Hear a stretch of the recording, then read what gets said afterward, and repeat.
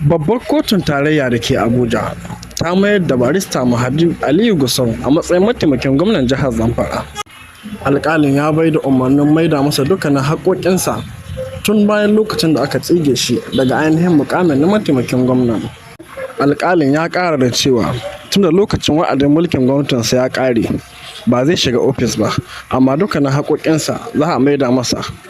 Sai dai bayan wannan hukuncin da kotun ta yanke, al'umma tana ta cece-kuce akan a halin yanzu haƙoƙan nasa waye da alhakin biyan su, shin tsohon gwamna Matawalle ne ko ko dai sabon gwamna mai ci. Sai dai masana shari'a sun yi sharhi akan cewa gwamnati mai ci ita ce da alhakin biyan wannan haƙoƙan, tunda ko a can kotu gwamnati aka yi ƙara ba Matawalle ba. Along with the executive and legislative branches to ensure good governance. It is an arbiter of all disputes among citizens